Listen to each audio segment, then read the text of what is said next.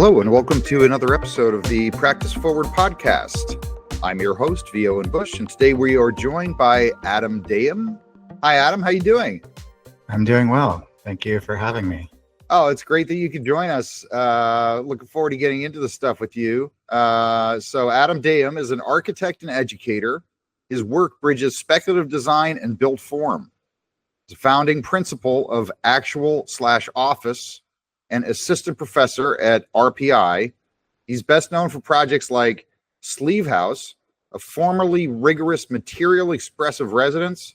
Adam navigates the friction between theory and delivery with precision, making him a compelling voice in the evolving landscape of architectural modeling, pedagogy, and practice. And this episode is brought to you by Scandaplan. Scandaplan is making it easy for architects to work with existing conditions. Whether you're tackling a renovation, adaptive reuse, or interior fit out, Scandaplan delivers high accuracy as-built models from laser scans, fast. Get CAD, BIM, and floor plans you can trust without wasting time on site. Learn more at Scandaplan.io and start designing with confidence. Adam, thank you for joining. I'm here in Troy, New York, and I collaborate quite a bit with Rensselaer Polytechnic Institute, where you're on the faculty there, and so we have some friends in common, and then it was really amazing to see some of this work you're doing. I'm looking forward to getting to know you a little better. Yeah, well, thanks for inviting me. I'm really happy to come and talk a little bit about my work, both from a practice standpoint and an academic standpoint. Yeah. Tell me about what kind of studios you're teaching right now. Right now, I'm teaching second-year undergraduate studios. I'm the coordinator of the studios at RPI, so I oversee the second-year studios at RPI. So I oversee a group of about 60 to 80 students and 5 to 6 other instructors. And we are moving the students from very kind of theoretical, innovative design fundamentals first year pedagogy that we have at RPI. And second year for us really represents a point where the students start to be introduced to more recognizably architectural problems that, they're given a more serious program and a real site. And they're starting to even delve into some of the technical details in second year at RPI. So it's a real challenge teaching that we try to maintain the spirit of innovation that they've been able to get when they're in first year, carry that forward into second year, and then start solving more tangible architectural problems. So in the second year studio, what are kind of like the big thresholds that they cross in terms of, what they're learning in the second year? Well, a lot of it has to do with being able to bridge between the ideas that they have and how they're realized. And I would say that first year is really about how do you come up with an idea, right? You're sitting around, and I think one of the things that's really kind of fundamentally important is that the students learn that you design by doing. You have to be doing something, right? Design is not, we practice design, right? You don't just sit around and think about a building and all of a sudden it materializes, but we do things. We make drawings and we make models, and and that's our process of thinking, right? We're visual thinkers. So I think that is maybe, for me, what I see as sort of the most fundamental part of first year education is you learn to be a visual thinker. And then how do you start to be able to harness that ability, because the students come out of first year with an ability to make these like incredibly beautiful models and drawings, but they don't always know what they mean in an architectural context. And so our challenge in second year is to really not tamp down any of the spirit that they get in first year, but start to help them guide their visual thinking more in an architectural manner. And a lot of that has to do with learning the conventions of drawing and of making models, right? Of how do you draw a floor plan, right? They may have started to draw some simple floor plans, but in second year, we really focus on these are the conventions of drawing a floor plan. These are the conventions of drawing a section. This is what those drawings mean together. And this is how you start to think about the design of architecture through these instruments that we use as architects. Yeah. And I feel like I've I know actually that we've actually collaborated indirectly in that regard. We did a project where we delivered a point cloud of St. Mary's Church over here to Rensselaer. That was like I guess that was a studio. Was that a studio that you led? I was not the coordinator for that studio, but I taught a section of that. That was I don't know, maybe 2 or 3 years ago that we did that project. But that was super interesting because you provided that point cloud of the church, and then one of my colleagues made a Rhino model from your point cloud, which was really detailed. And then the students had that Rhino model as a basis for designing their project. And we were asking them to renovate the church with housing. So they had to fit, I believe it was maybe 30 units of housing within the existing footprint of the church, and think about how they introduce a new structure, but then also preserve elements of the existing building there. Yeah, well, that's a huge challenge. There's so many incredible, I mean, there's a massive amount of churches and cathedrals all around this area that are, in some ways, they're kind of just like dead inventory. Yeah, I know a lot of those buildings have been decommissioned. I can't remember exactly when St. Mary's in Troy was decommissioned. I want to say maybe it was around 2010. Yeah. So it's been sitting empty for, what does that say, 15 years or thereabouts? Yeah, sure. And I know there was a developer interested in actually doing something there. I don't, as far as I know, nothing has happened. I'm not sure exactly why. I know adaptive reuse presents a lot of challenges in many different ways, but it would be great to see something actually happen with that building, because it's an amazing structure and it's just not being used. Yeah, I mean, so many of them out around here. We've worked on quite a few of them.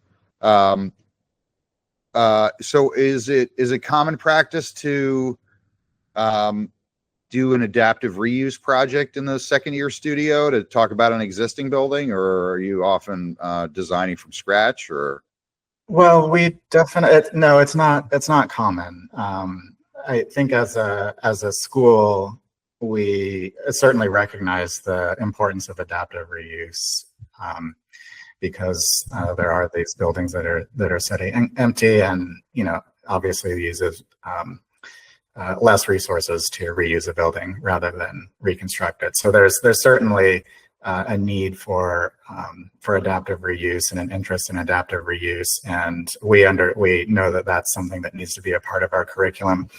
It happens to be a rather challenging problem in terms of architecture, though.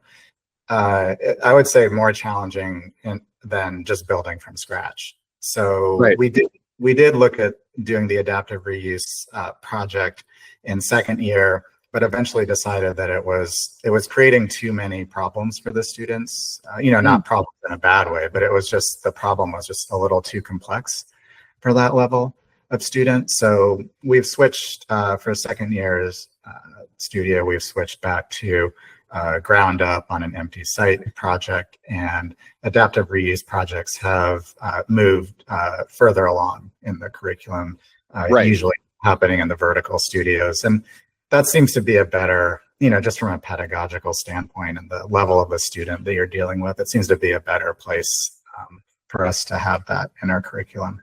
Right, because they don't necessarily have the foundation yet in the second year to What kind of problems? I'm just curious. What kind of problems a second year student would have with an existing building? What would they run? What would they run into that would be? Well, they don't have the experience to be able to navigate all of the limitations and constraints of a project. And I mean, that's ultimately, that's constantly what you're dealing with in architecture, is how do you find a way of navigating all of the constraints of a problem. Right. Sure. And those have to do with, site, budget, client, program, zoning, building codes, and so on, right? And it's one of the things that the students are learning is like, well, how do you navigate each one of those things, but still find a way of introducing a design agenda to that, right? The students' voice or a particular kind of direction for the design, be it programmatic or aesthetic or whatever it is, right? There needs to be, there needs to be some agenda behind the project that the author introduces to that. So being able to articulate and follow some sort of design agenda, but then also navigate all the constraints is really tough. So if then you also say, well, on top of all those constraints that you deal with in a ground up project on an empty site, also you have the constraints of this existing building. What happens, in my experience, I don't know, maybe some of the other instructors would say it a little bit differently, but I think the students in a way kind of give up and say, well, I can't, like, I have now the envelope of the existing building defined, and so I'm not going to think too much more about how to organize my project. It's just going to be a series of apartments lined up symmetrically around the nave of the church. And there were just so many projects that we had in the class that ended up being pretty simple, didn't really question the organization of that the church imposed on the plan of the housing building. And not to say that you couldn't have done that, but it was just a little bit too difficult of a problem for a second year student to manage. Right. So maybe there's just too many constraints there for someone who's still kind of discovering their voice or their exactly expression, right? So yeah. I mean, I'm interested how that works in this age now, right? Now that we're in a post AI age, and then you guys do quite a bit. I'm sure. I don't know specifically about your practice, but I know at RPI there's a lot going on with parametric architecture and a lot of these kind of generative tools. So I mean, I'm just curious, how do you frame like representation and their voice for these students when they have this plethora of tools at their fingertips?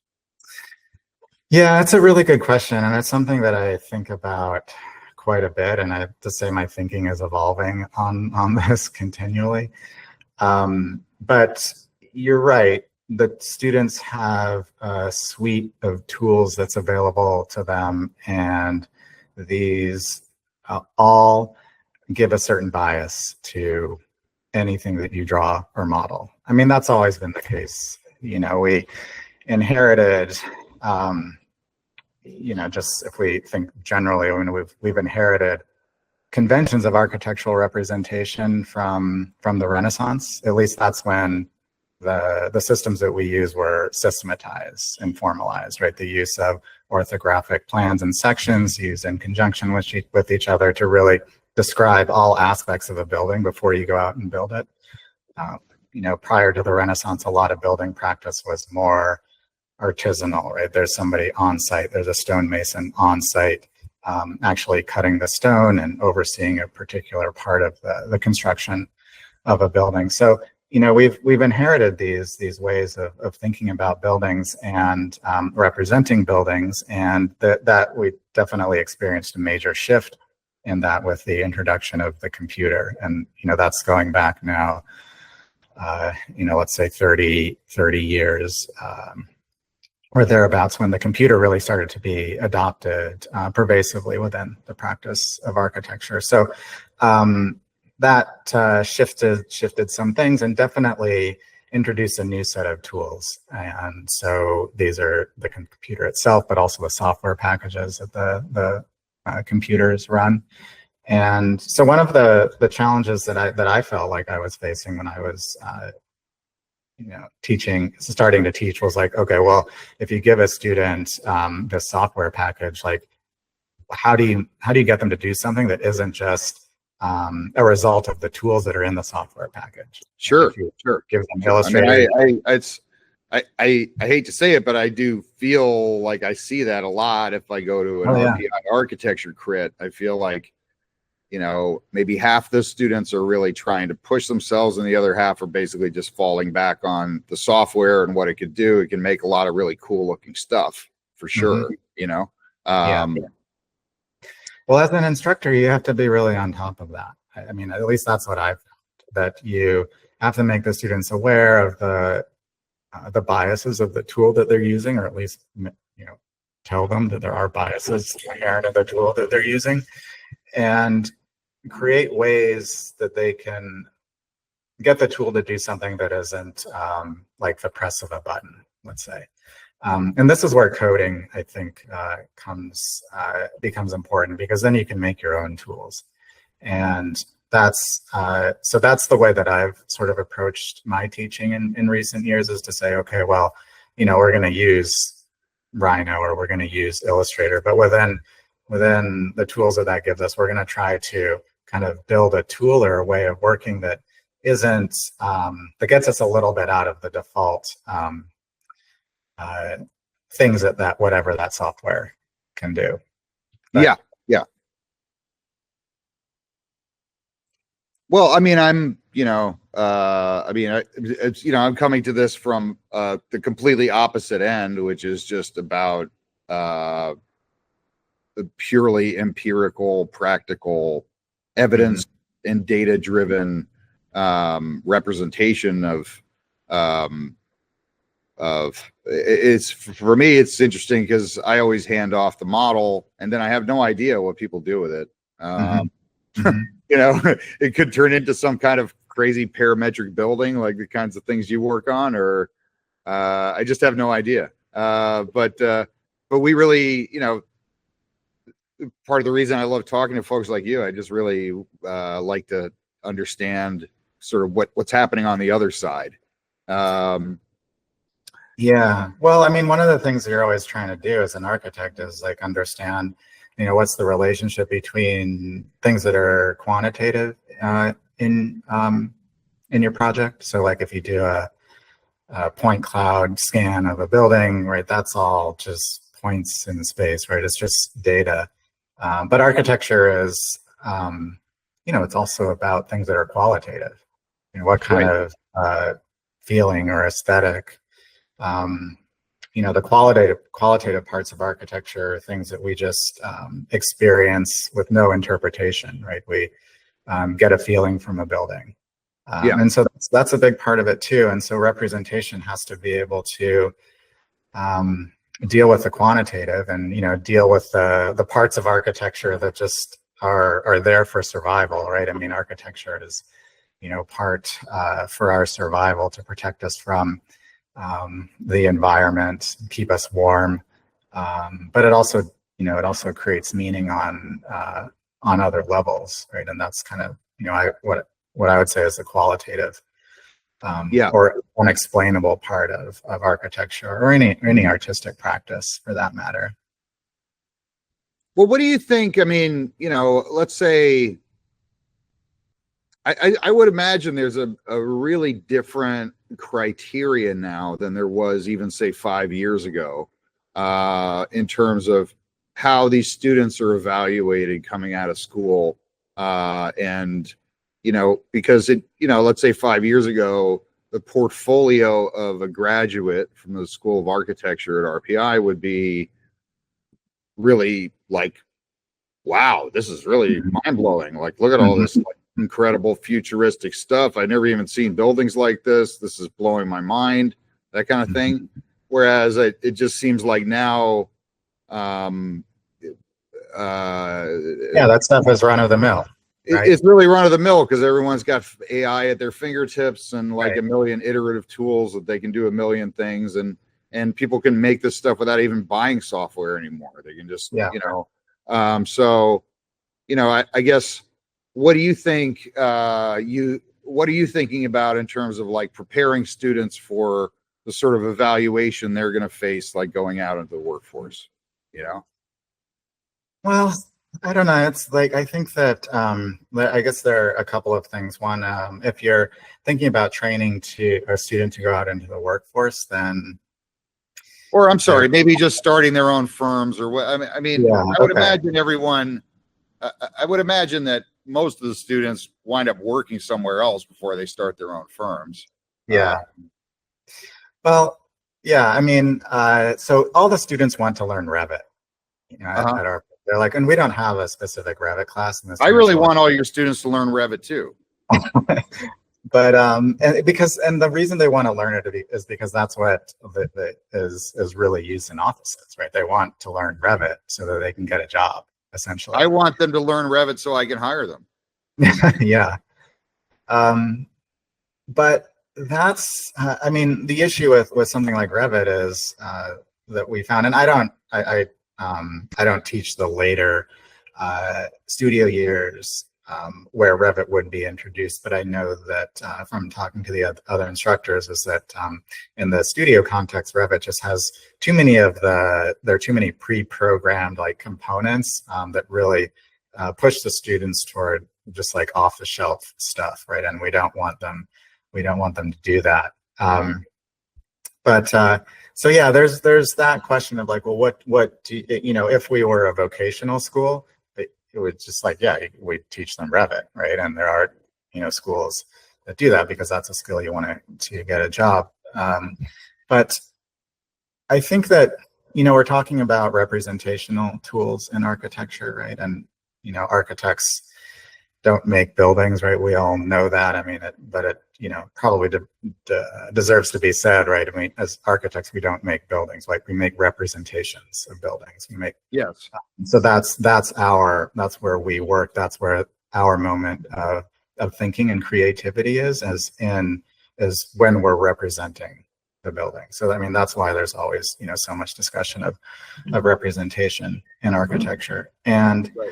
I think that more than being able to use a particular tool, I think what's important is instilling a way of thinking in the student, because who knows what's going to happen in the next 10 or 20 or 30 years, what the tools will be, where AI is going to come in. I mean, that's a whole other topic, but it's the whole thing of like, well, you want to teach the students how to think, and you want to teach them how to think visually, in the context of architecture. And there's a lot of, I think, recent history in architectural representation has denied, I'm maybe shifting gears a little bit, but it's denied the body and has really focused only on the visual, right? And really separating vision from the body. And so what I mean by that is, like, you see an image on the screen,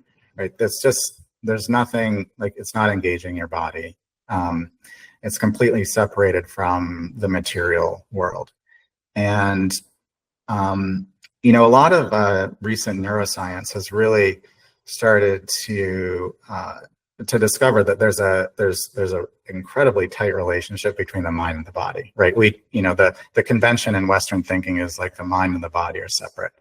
But recent neuroscience, and other thinkers have kind of gone against that. But recent neuroscience has really started to discover and articulate the fact that the mind is the body, and the body is the mind.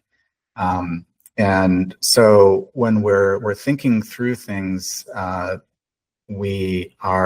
body is actually a part of the way that we're thinking and perceiving.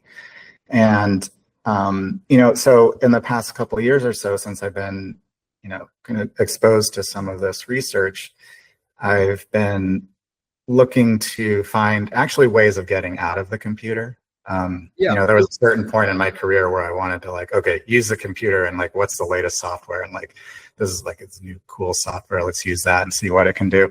And so now I'm actually thinking that maybe that's not teaching the students to engage with kind of their embodied mind in the way that we want them to, right? It's the images are too disconnected.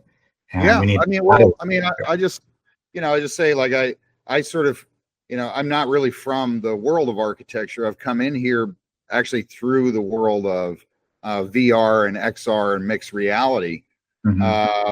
And really what being in that world taught me is that really what we call spatial computing, or that really spatial computing is the new frontier, and that the real spatial computing has to do with having a digital twin of the physical world. And this, that's happening on a very granular level with things like what we do with Scan to Plan, but it's also happening more and more on a civic level and other levels like that. So, but what that allows though is, and when I was in the VR world, people would, condemn me for like making people put a helmet on their face. And I would say, no, this is a transitional stage, which is helping us to evolve into, true spatial computing. Which once we're there, we won't need to have any devices. We won't need to be looking at screens all the time.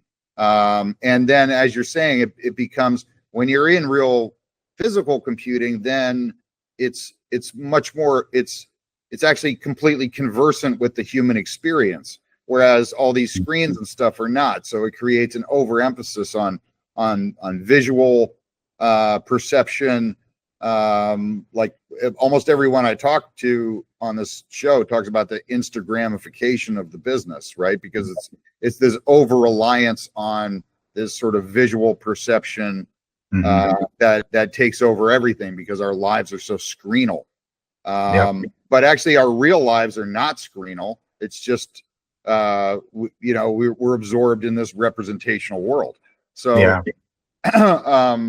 but I do feel as if that kind of spatial computing is sort of the pathway for us to, get back to more of a as you say, mind-body experience. And I do think that, I would say if I had students, I would be preparing them for that world where the screens are all gone and the cloud is kind of built into, all the surfaces around us and the whole world we live in, right?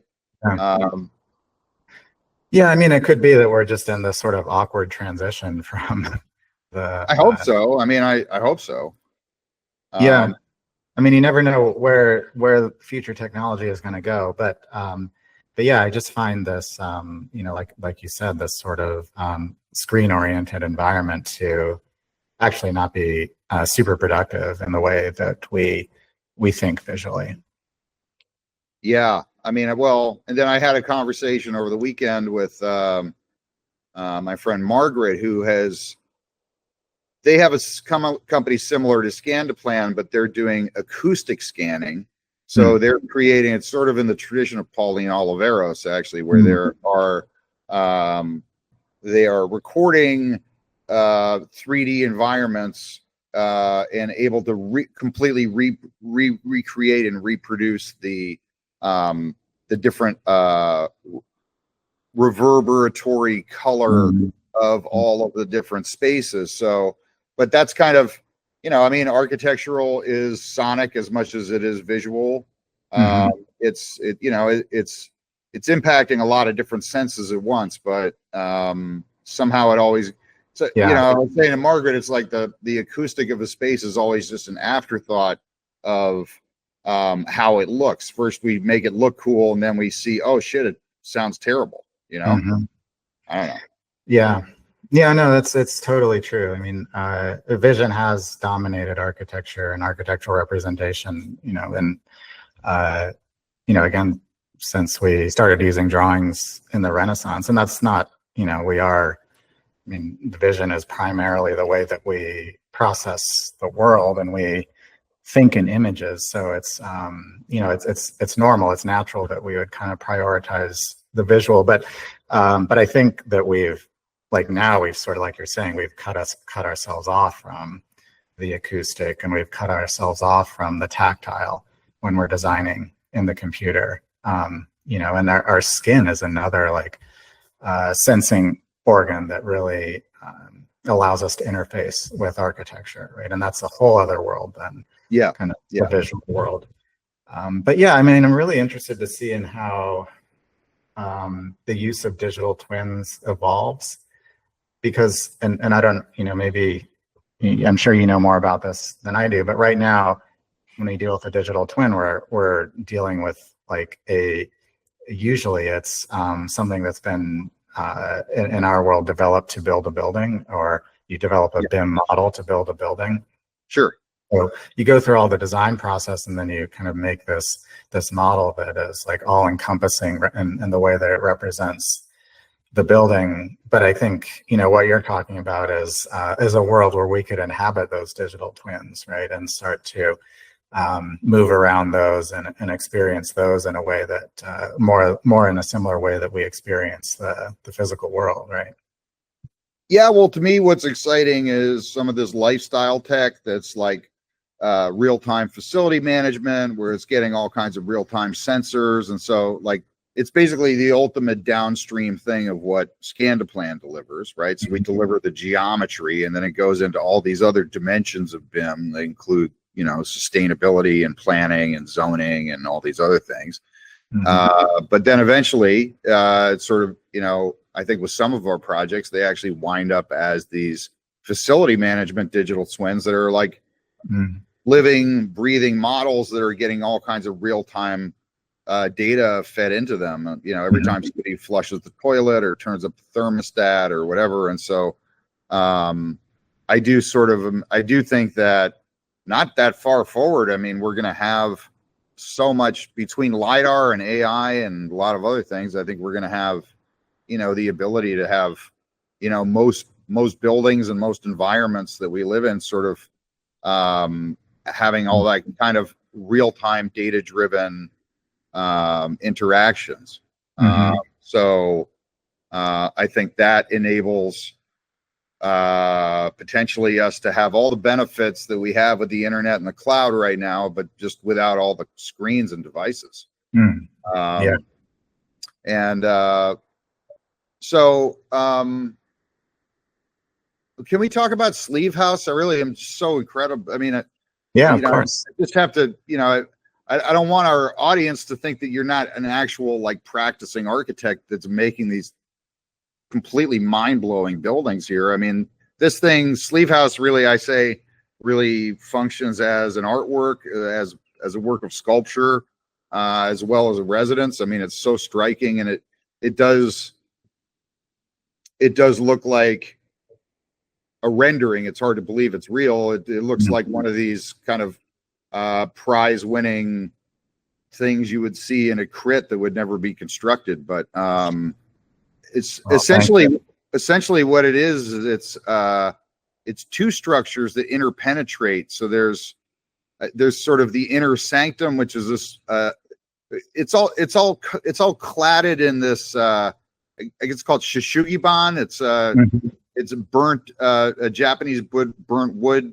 texture that is all at an angle. So it's at kind of like a 15-degree angle. So it's not horizontal, it's not vertical. There are no real, doesn't look like there are any real right angles that you can see. Everything is slanted. And then what we have, I guess, is one structure interpenetrating another. So, and then that structure is also clad with the shishugiban. So even when you're inside the inner membrane, you're still seeing more of this very graphic structural container within it, right? So, and then I guess there's really, it's kind of like two spaces in one. It's one space that's interpenetrating another, and then I guess the designation is that the outer space is more of a public facing space, and the inner space is really more of a private residence. Yep. Yeah. I mean, you're right. You explained it really well, actually. It's a box within a box, and there are spaces that are in between the two boxes. So you're inside the outer box, but outside the inner box, and those spaces are larger scaled with like higher ceilings, and the materials are similar to the exterior materials. So it's sort of like a harder aesthetic with concrete floors. And like you mentioned, the exterior siding comes in, and those are the more public spaces in the house. So, living room, dining room, kitchen, I mean, places where you would have guests come in. And then the spaces inside of the inner box are the more private spaces of the house. And so those are smaller scaled and softer material, like a lot of like fabric curtains and carpet and most smaller, more intimate spaces of the house. So I was interested in actually the idea of like nested volumes it's something that I was interested in teaching at that working with and teaching my studios at that time. And so I was interested in bringing that idea into an architectural project, and really looking at how the different spaces that you create, the different scales of spaces that you create by nesting volumes would inform program. And so it's, and actually, I still teach a studio that deals with the relationship between nested spaces and the different kinds of nested forms, and the different kinds of spaces that those nested forms create, and then how you think about that in relationship to program. So I mean, it's that in a way that house is, represents a bridge between ideas that were developed in academic in teaching and how they're realized in a real project. But the siding, like you mentioned, is I mean, there are a few ideas with the siding. One is that I've always been fascinated. I mean, you live in upstate New York, and I'm sure you've driven around and seen these like old barns and silos out in these agricultural landscapes. And to me, I've always been drawn to those buildings. They're these like really simple forms, like a barn or a silo doesn't have windows or has very few windows. It's really about kind of the object in the landscape. Yep. And then they're old and they're deteriorating, but that's beautiful, like like these wooden structures have a lot of texture to them. The light hits them in different ways. The texture really gives these simple objects a lot of life in the landscape. So yes, I wanted to do something that took inspiration from that and do it in a contemporary way. So so the choice of the siding was partly because it already has a lot of texture. I mean, maybe you don't see it so much in the photos, but when you get up close to it, like the burning gives the siding a lot of character and texture. It has the kind of like dragon skin texture. Yeah. So if you can imagine, it's black and it's burnt, but it's because it has all that texture, it's kind of shiny and matte in different ways all throughout each one of the planks, right? So it gives it a lot of character, and it changes in the light. And actually, when it snows and the snow sticks to it, it's like has these white and black stripes on it. So it really interacts with the environment in a nice way. And then it's in two layers. I don't know if you noticed, but there's a kind of an inner layer of the siding and and the inner layer of the siding is sort of flat on the building, and the outer layer, the boards stick out, and in a way that you don't typically put siding. And so that gives the facades more depth and texture. And then also the on-end boards go over the windows on the long sides of the building. So those windows are less present. They don't stick up as much on the facades. And again, that's going back to this idea of the barns and silos where you don't see the windows, right? It's really just like, it doesn't look domestic, you know, it doesn't have like a bunch of like windows poked into it. And you get a sense of the form and the object in the landscape more so than an idea of a house. So the burning then is you know, like you mentioned, it's a traditional building method. You know, it's, most people say it comes from Japan. I'm sure other cultures have been done that, but the reason to do it is basically because it preserves the wood and makes it more resistant to weather and rot. So that's why it gets stronger when it's burnt. Actually, it strengthens the wood, as I understand. So, yeah. So that's you know, part of the reason to do it. It's more durable, but then, you know, like you mentioned, it has an aesthetic that I really thought was nice, and the kind of wood that that's being used for that siding is a softwood. Is not typically what you want for a siding product. You want something that's more durable. A hardwood is more durable, but this softwood is preserved softwood. So it's a kind of like it's pine or some other like fast-growing softwood that can be sustainably harvested. But then it goes through this. It's almost like a pickling process. It's like soaked in vinegar or something like that preserves it. So you can use a softwood, which is, you know, from a kind of environmental standpoint, you really shouldn't be using hardwood if you can avoid it at all. Right. It should be sustainably harvested softwoods, but then it's preserved, so it can be used as an exterior product. So this is essentially a way of making softwood into hardwood. Yeah, well, giving it kind of a durability. I suppose not technically hardwood, but it makes it a lot harder, and I think the burning process makes it harder too. Yeah.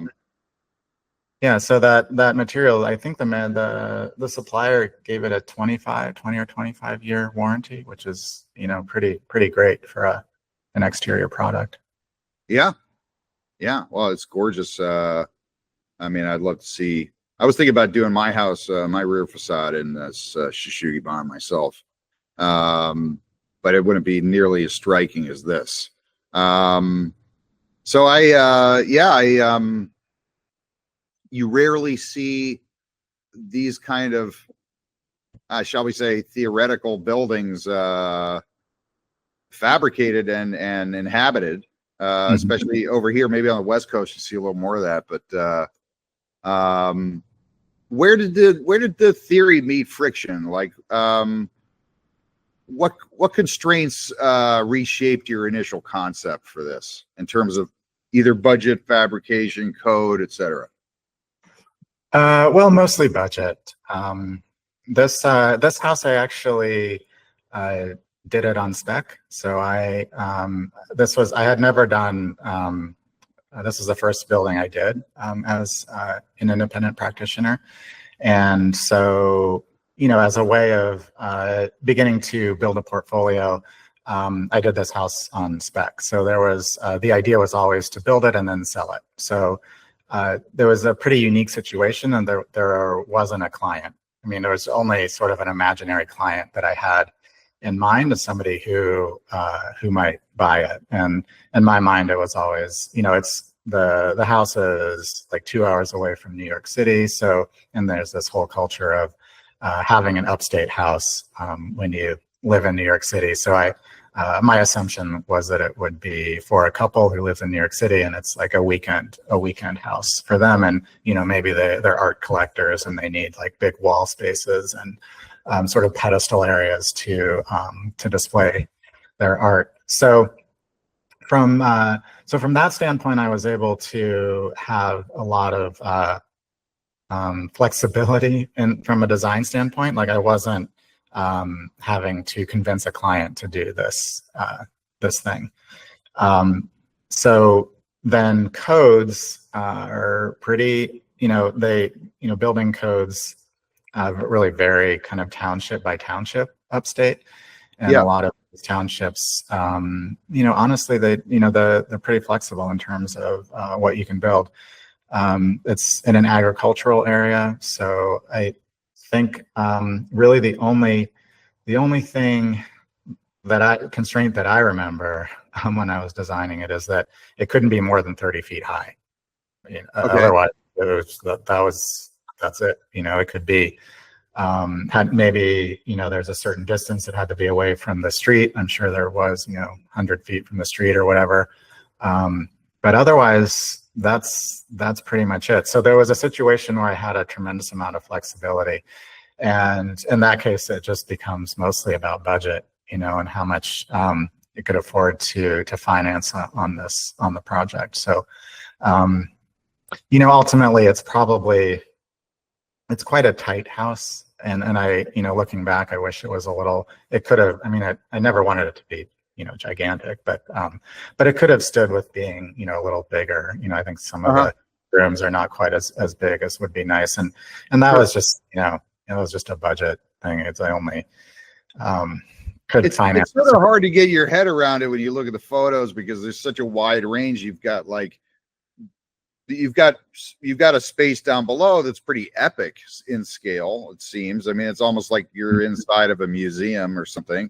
And then, but I would imagine that in the quarters, it might be a little tighter in some of those rooms. Yeah. Yeah, the bedrooms are a little small. Yeah. And then you're right, in the public, in the living room, the ceilings are very high. I think the ceilings might be 25, 30 feet. I can't remember off the top of my head. So that gives them a real presence. And yeah, part of the idea was that it would feel like a little bit like an art gallery. But then you'd sort of and it'd be like a little bit, stark, but then you'd go upstairs into the bedrooms and it'd be kind of softer and more comfortable. So it'd be really the house of these two different worlds between kind of the stark, hard spaces of these art gallery living room and dining room, and then kind of the softer, more intimate bedrooms. Yeah. So do you have any new projects on the books that you're working on, or any new buildings you're looking to fabricate or anything like that? Yeah. Discuss, or sorry, what was that? That you can discuss? Oh yeah. Well, the people who bought the sleeve house are it's actually a kind of a wonderful Australian couple. They are planting. They're making a winery. The house is the land around the house is going to become a winery, and they've planted a vineyard. And so right now I'm working on a winery building for them. Oh, cool. And yeah, it's a great project, and they're really super clients, and they love you get the a house. chance to sort of expand the design language of the sleeve house a little bit then, right? Yeah, which is really that was sort of the best case scenario for a project like this. They could build it, sell it, and then be hired to do more work by somebody who likes the original design. So yeah. Are they living in the house? How long have they been living in there? They are living in it, and I think it's been about 2.5 years, maybe, or something. Something along those lines. Did they tell you anything about living there that you were surprised by? We've actually not had a lot of conversations about how it is to live there, other than that they like it and they're really pleased with it. Yeah. And yeah, but I think at some point, I'll definitely want to pick their brains a little bit about what it's really like to live there. I'm just curious what it would be like psychologically living in a house like this, because there's some things that are different about it. All the angles are off kilter, and it has so much sort of kinetic feeling to it. How it's kind of like rolling into the landscape and all that. I don't know. I just wonder, what it would be like to live in a place like that. Yeah, well, you should do a podcast series where you have the comments on the architect. I'll interview all the architect clients, right? That'll be the follow-up, right? Yeah. That would be interesting. I mean, I would love to have a conversation with them about what it's like to live there. I mean, I think that it's, I don't know, as you know, when you design a space, there's no way you can like ever look at it objectively. It's similar frustration I feel. I mean, I did start this podcast really because I have no idea what my clients think about what I do or what happens after I deliver it. So it's always, I guess, something that, you know, you never really know, but, so, well, I mean, go ahead. I mean, the great thing about it, I know that they appreciate it because I designed a guest house for them, which is, you know, maybe we'll do a little bit down the line, and design the winery building, all sort of in the similar language. And they're always, you know, very appreciative of the design language. So, so that's the indicator that I get that they're, you know, that they do really overall like the design language and want other buildings that are similar to that. Right. So just getting back a little bit to wrap up, and I want to just get back a little bit to the education practice. And so, you know, is there anything what are you learning from your students these days? I mean, what is something with, you know, you're working with, you know, younger students, right? They're not even 20 yet, some of them, right? And so, I mean, what are they revealing to you about where you see practice heading, or any surprising instincts you've seen, or things that they're refusing to do? Yeah, I mean, I think that there's, you know, it's a little bit related to what we were discussing earlier about the Instagramification of the world, and kind of this potentially overemphasis on the visual, like understanding the world in a purely visual manner. They're resistant to getting out of that, I think. To getting out of it? Yeah, to getting out of that. Yeah. Like if you just give a student a design project and a laptop and Rhino, they will never go out of Rhino. They will design the whole thing by looking at it in 3 dimensions in Rhino and building it like a little dollhouse. Almost invariably. Like you have to say, well, you know, hey, what about building a physical model? What about, you know, again, getting back to this idea of like embodied knowledge. What if you make a physical model and use your hands to make the physical model? Or even like draw a floor plan, right? Because that's a way of seeing a building, organizing a building in 2 dimensions. It's completely different than seeing it in 2 dimensions. I mean, granted, you know, they need to be taught this stuff, but you also have to be really insistent that they get out of the 3D model, because it's really like where they are most comfortable is seeing the 3-dimensional form on the screen, the 3-dimensional form on the 2-dimensional screen. They love to live there. And that's, to me, I don't know. I mean, it's not, I know you asked, you know, what they're teaching me, but they're teaching me that the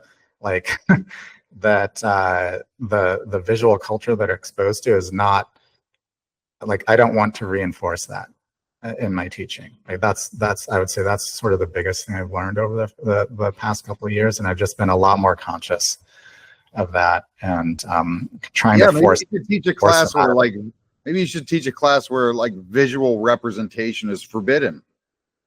There's only other forms of representation, because you can represent a building a lot of different ways. It doesn't have to be visual. Well, I'm actually working on a book with a colleague right now that's focusing on that. Is looking at how energy flows through buildings, right? I mean, buildings are these agglomerations of visible matter, clearly, but there's also a lot of elements, a lot of aspects of the physical world are not visual, right? The way heat flows, the way radiation hits a building. These are not visible things. They're part of the physical world, but they're not visible. And we do have ways of talking about these things to some extent in architecture. I mean, I'm sure you've seen sort of energy diagrams and you know, convection diagrams, but they're really quite rudimentary, right? They're not design drawings, right? They're only sort of I would say quantitative diagrams that are essentially done after the fact, right? They're not They're not being used in a way to think through a problem. So that's another, I mean, this is more of a research angle. It's not something that it's a little too particular and advanced maybe to bring into second year studios, but it is something I'm thinking about as like, yes, vision is important, and yes, the visual world is inevitably like, just tremendously significant in architecture, but we're forgetting about these other senses. We're forgetting about the body. We're forgetting about the skin and the tactile nature of architecture, and the way energy flows through a building. It's just becoming more and more important, and we need. Well, I mean, that's another thing is it's you have a static mind, static body, static building. You're thinking about a static building when in fact your body is dynamic, it's kinetic, and it needs to move, right? Mm-hmm. And then actually when you talk to a real architect, they're really always just thinking about motion and movement. They're not thinking about a static building. They're thinking about how is the wind hitting the building, how is the rain hitting the building, how is the water flowing through the building, how's the electricity flowing through the building. This is all about motion and movement, right? Yep. Yeah, so we're really like in this, me and my colleague were really interested in invisible dynamics, right? So like things that are invisible, but things that are moving, that are changing, right? As opposed to the way we typically think visually about architecture is that it's visible and it's static. So, so I think this is really important, and I think at some point it'll be something that hopefully I can incorporate a little bit more into the studios that I teach as well.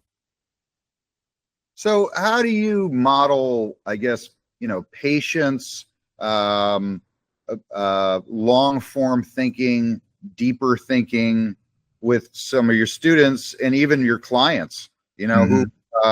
who are able to just get instant gratification? I mean, we're really going to be able to push the easy button and have an instant gratification AI generated building like within 5 years, probably. Yeah. So, I mean, what's going to happen then? I mean, how do you model that kind of patience and long form attention? The brute force, I would say. In my experience with students is that they want to change their mind a lot. They do one thing and they're like, I'm done with that. I'm gonna change the design and do this other thing. And I just don't let them, I don't know, with enough experience, I just don't indulge that. And I say, no, this is what you're doing. And the way that you resolve an architecture project is by developing it, the same thing over and over again, right? You don't like move on to the other thing. You keep developing that one thing over and over again. And that's how you that's how you solve a complex problem. That's how you solve any complex problem, really. You don't just give up and like reframe the problem, right? That doesn't get you anywhere. And that's sort of this distracted thinking. You look at one thing for a couple seconds, you look at the next thing, and you go on. So, and I've noticed that, in the past few years, there's been more of that, right? I have to say, okay, be more insistent and say, no, this is your idea. You stick to that. I'm not going to let you go over there and get distracted by that other thing you see. Like, you have to stick to this. Well, it's probably because, like you said, they just jump into modeling something without actually necessarily doing that sort of contemplative, deeper, preconceptual phase, right? Mm-hmm. Where they're actually coming up with, I mean, you can see that, the work you do clearly has, a lot of theoretical heft and ideas behind it that were probably developed over many years. And but it's like you have that I feel like that preconceptual phase doesn't necessarily exist. So if they just jump in to start modeling something, of course they're going to abandon it and just model something else because there's nothing bonding them to it. And no, it's true, and that's where I see why I can have an effect as a teacher is to with my experience say, no, I understand that you don't see the significance of what you're doing here yet, but you're not going to see the significance unless you stick to it And your students have to trust you. I mean, that's the one of the biggest things in teaching, because if they don't trust you, then they won't, and you're telling them to stick to this thing and like really investigate it more deeply. If they don't trust you in a way that that they believe that what you're saying like is important, then they're not going to do it. And some students won't do it anyway. I mean, there's some students you just can't get to. They're difficult to guide, but yeah, I think you just have to meet them where they're at. You can't talk down to them. You have to kind of understand that there's a struggle they're going through, and that the things that you're asking them to do are new. And yeah, I don't know. I mean, I think I'm a pretty patient person. I'm pretty I don't know. I never I don't know. Maybe you should get my students on too. But I think that I'm pretty patient, and I don't get mad at my students, and really try to support them, and kind of acknowledge the fact that what they're being asked to do is challenging, but also be insistent that there are certain things that that are just kind of in my book non-negotiable, and one of those is that you have to develop an idea thoroughly. You can't jump around. Sure. Well, that's great. So any last thoughts in terms of how you see your practice evolving over the next 5 to 10 years? Where you want to go? I mean, obviously you're seeing the landscape of, a lot of, it seems like you're probably seeing into the future a little more than most of us, because you're seeing the whole new generation coming up. Mm-hmm. So what do you see exciting for you as your practice evolves? Well, I'm really excited to be working on a building that's not residential. I've finished a couple of houses, and working on a winery building is expands a portfolio outside of just being residential, which I think is really good. And I'd like to be able to, one of the things that was really satisfying about building the sleeve house is the link I was able to make between things I was thinking about in academia and then bring those into practice. And I'd like to be able to do more of that eventually.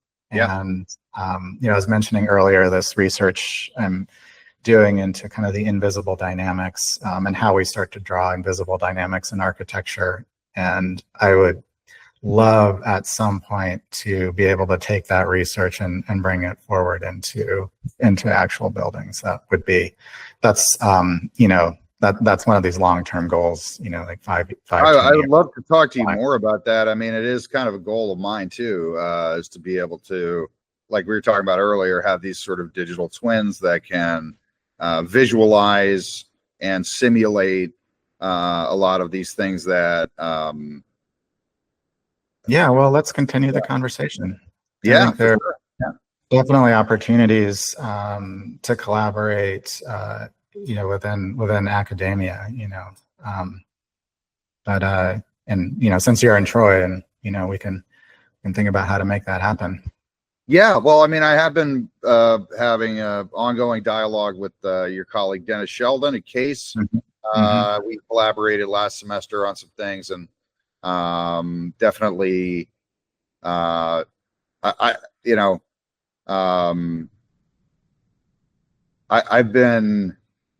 have a number of customers who, I guess they graduate our models into these sort of real-time living, breathing, simulation-based digital twins. It's generally not done in Revit. They're bringing it into, in some cases, game engines. I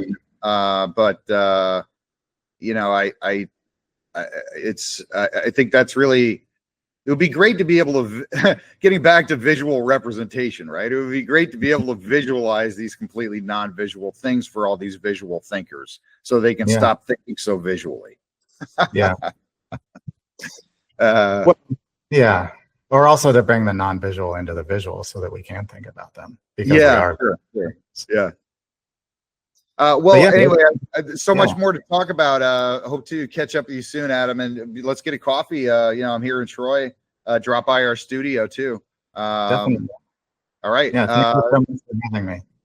Yeah, it's great to see you, and great to learn more about your work.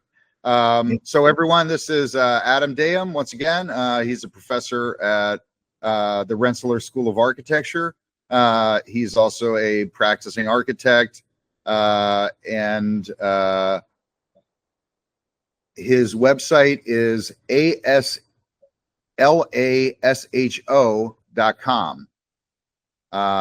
It's actual office, aslasho.com. Thanks, Adam. Great to see you today. Thanks, Joe. You too. All right. Catch up with you soon. Cheers. Yep. Bye.